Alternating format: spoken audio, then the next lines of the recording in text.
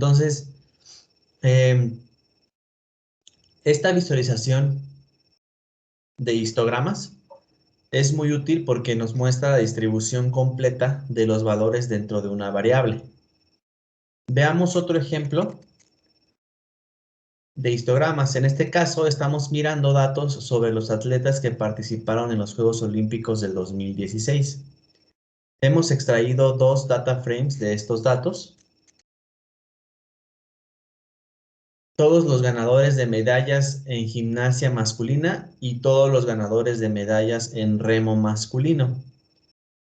Aquí están las 5 primeras filas del data frame de remo masculino. Podemos ver que los datos contienen diferentes tipos de información.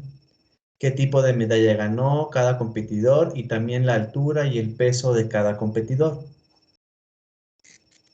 Comencemos a ver cómo se vería una comparación de alturas con un gráfico de barras. Después de crear los objetos Figure and Axis, les agregamos una barra con la media de la columna altura y luego a altura de remo. Luego agregamos una barra con la media de la altura de gimnasia. Establecemos la etiqueta del eje Y y mostramos la figura, lo que nos da una idea de la diferencia entre estos dos grupos. Pero, en cambio, un histograma mostraría la distribución completa de valores dentro de cada variable. Veamos eso. Comenzamos de nuevo inicializando una figura y sus ejes. Luego llamamos al método AccessEast con toda la columna altura del data frame de remo de hombres y repetimos esto con el data frame de gimnasia masculina. En el histograma que se muestra, el eje X son los valores dentro de la variable y la altura de las barras representa el número de observaciones dentro de un intervalo particular de valores. Por ejemplo, hay 12 gimnastas. Sí, hay 12 gimnastas con altura entre 1,64 y 1,67 centímetros. Más o menos por aquí, pues nos estamos refiriendo a estos que están acá. Okay, a estos. Del mismo modo, bueno, por lo que la barra más alta del histograma naranja es de 12 unidades de altura. Del mismo modo, hay 20 remeros, por aquí, estos, con las alturas entre 180 y 92 centímetros. Y la barra más alta es el histograma azul. En el histograma azul tiene 20 unidades de altura. Debido a que la etiqueta del eje X ya no proporciona información sobre qué color representa qué variable, las etiquetas son realmente necesarias en los histogramas. Como antes, podemos etiquetar una variable llamando al método is con el argumento label.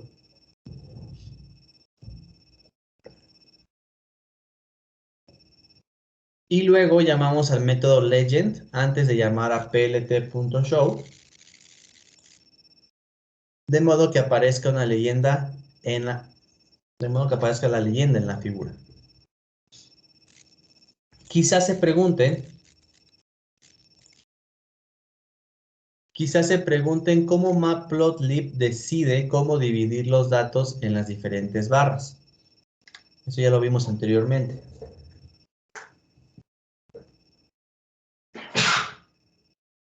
Ay, disculpen. Por defecto, el número de barras o bins en un histograma es de 10, pero podemos personalizarlo. Si proporcionamos un número entero al argumento de la palabra clave bins, el histograma tendrá ese número de bins. Si en cambio proporcionamos una secuencia de valores, como estos de acá, ¿sí? Una secuencia de valores a ese argumento bins, Estos números se establecerán para que sean los límites entre los contenedores, como se muestra ahí. Hay una última cosa que personalizar. Al observar esta figura, podrían preguntarse si hay algún medallista de remo con una altura de menos de 180 centímetros. Es difícil de decir porque las barras del histograma de gimnasia ocultan esta información o se sobreponen sobre el azul. Este sobrepuesto se puede eliminar cambiando el tipo de histograma que se utiliza. En lugar de un tipo de barra que se utiliza de forma predeterminada, podemos especificar el tipo de histograma de paso, se puede decir. Aquí, step, es el histogram type, lo podemos cambiar a step o de paso, que muestra el histograma con líneas finas en lugar de líneas sólidas, exponiendo que sí, hay personas o deportistas de remo con una altura de menos de 180 centímetros. ¿Ok? Esto es de acá y esto es de acá.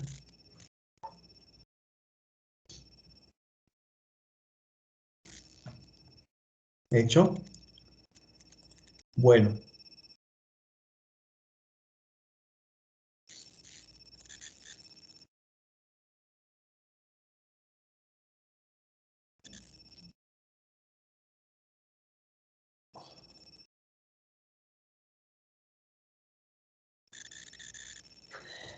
En los ejercicios entonces ya tenemos lo necesario para poder crear nuestro histograma y generar un histograma de paso. ¿Ok? Y nos quedamos hasta agregar barras de error a un gráfico de barras. ¿Ok? Entonces hagamos los siguientes dos ejercicios, por favor, y avísenme cuando termine levantando su mano.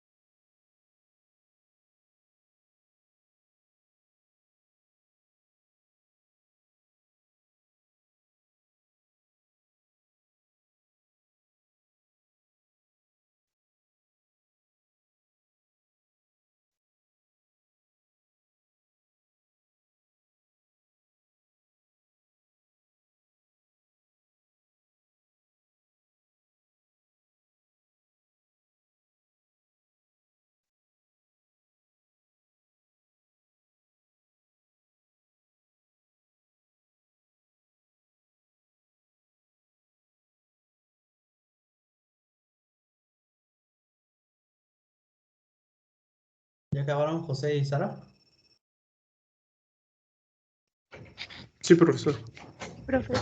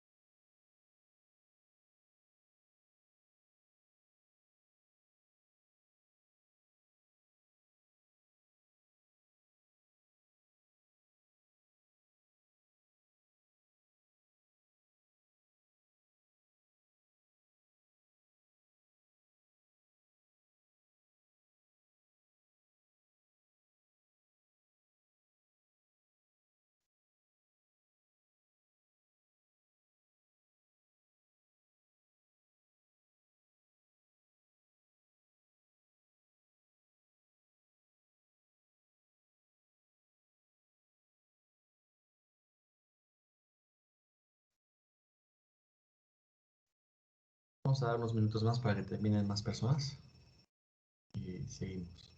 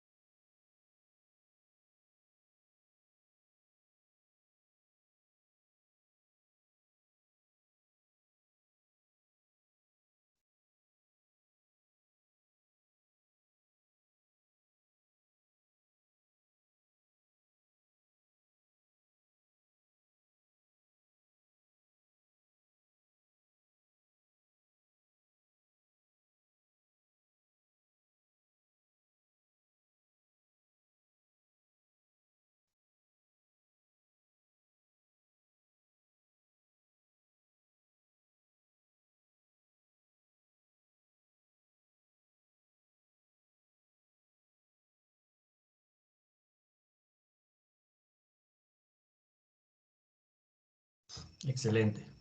Muy bien. ¿Tuvieron algún tema?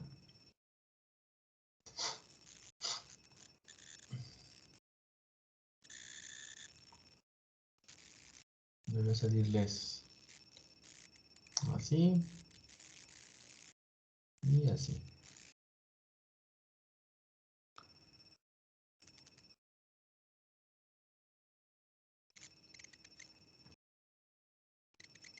Vamos a entrar a Statistical Plotting.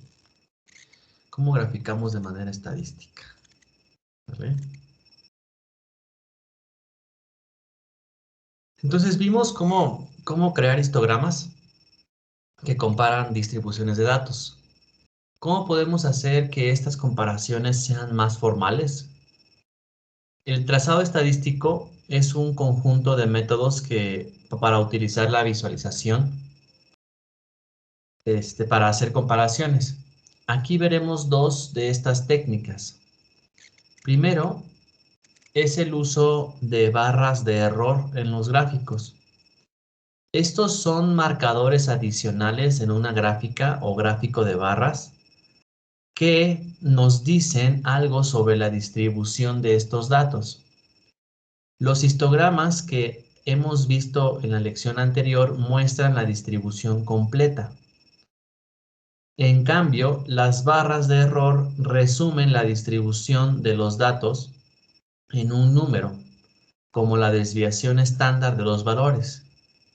Para demostrar esto, usaremos los datos sobre la altura de los medallistas de los Juegos Olímpicos de 2016. Hay al menos dos formas diferentes de mostrar las barras de error.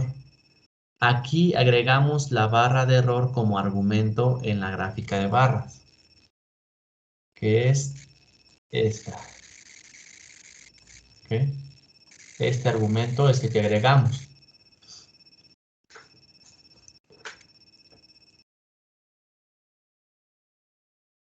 Cada llamada a x.var toma un argumento xy o un argumento, perdón, yr, que es la parte de error.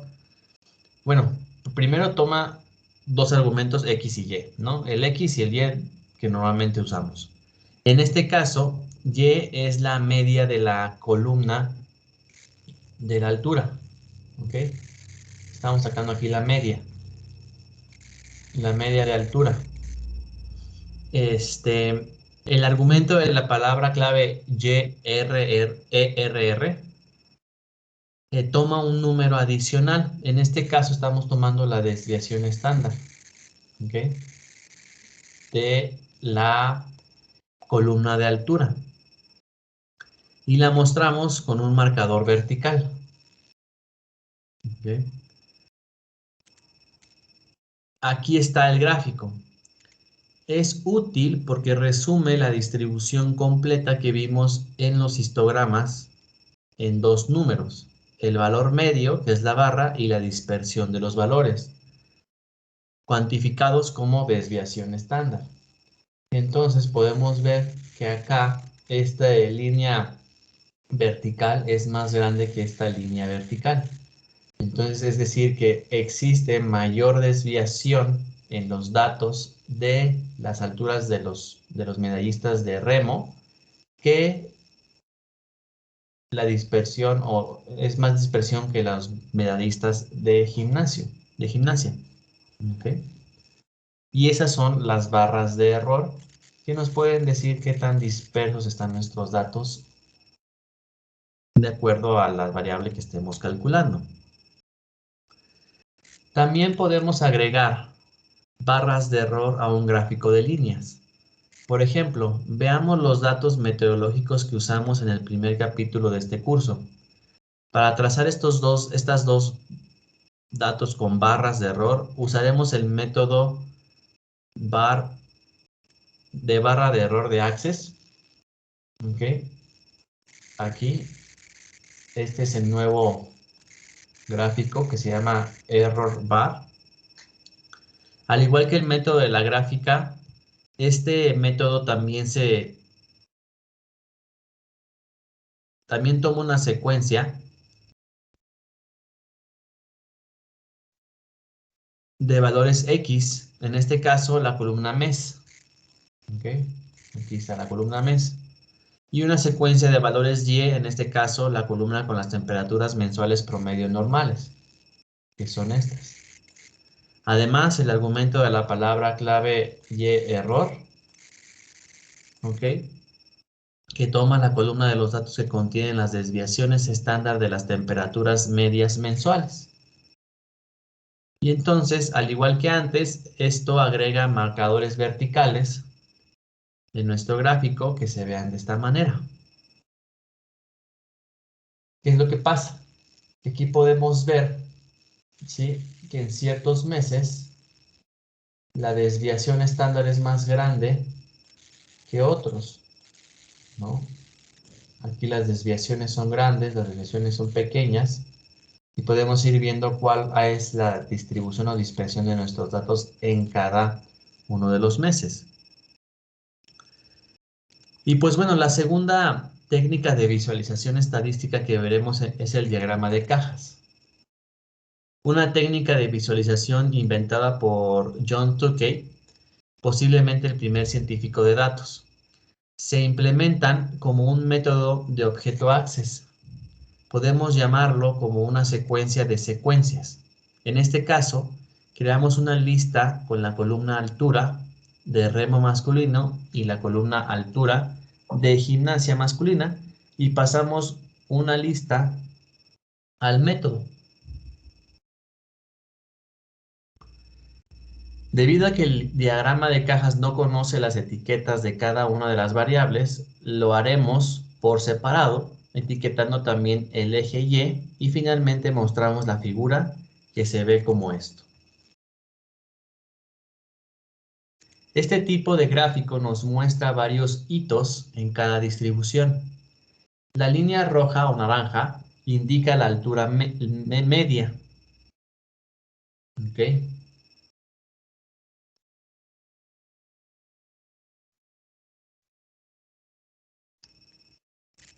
Espérenme. Aquí.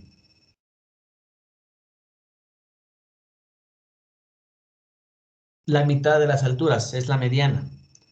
Los bordes de la parte del cuadro en el centro, ¿ok? Estos bordes, acá y acá, acá y acá, muestran o indican el rango intercuantil de los datos entre el percentil 25 y el percentil 75. Los bigotes, ¿sí?, son los extremos de las barras delgadas, indican 1.5 veces el tamaño del rango intercuantil. O sea, esto por 1.5 y esto por 1.5 son estos valores extremos.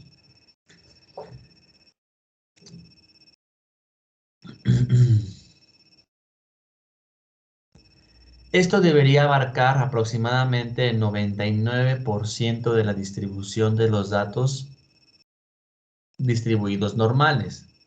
Los puntos que aparecen más allá de los bigotes son valores atípicos. Eso significa que tienen valores mayores o menores de los que cabrían o los que esperaríamos para el 99% de los datos en una distribución normal. Por ejemplo, hay 3 remeros inusualmente bajos en esta muestra y una gimnasta inusualmente alta, ¿no? Son estos. 1, 2, 3. Que son los datos atípicos, que no son errores, sino son datos atípicos. ¿Ok? Bueno, pues entonces, con esto podríamos seguir avanzando con agregar barras de error. Seguimos con agregar barras de error. Después tenemos líneas también. Y crear un histograma de cajas. Y nos quedamos hasta acá, hasta las cajas, para después empezar con los gráficos de dispersión, que sería ya lo último que estaríamos haciendo la próxima clase. ¿Sale? ¿Tienen alguna pregunta o alguna duda? ¿No? De mi parte no, profe. Perfecto, entonces nos vemos el lunes. No, el lunes no hay clases, ¿verdad? No, no hay clases. Entonces nos vemos hasta el miércoles entonces, chavos, ¿sale? Que tengan un buen fin de semana y un buen puente. Que la pasen muy bien. Cuídense. Gracias, profe, nos vemos. Gracias, profe. Hasta luego, profe.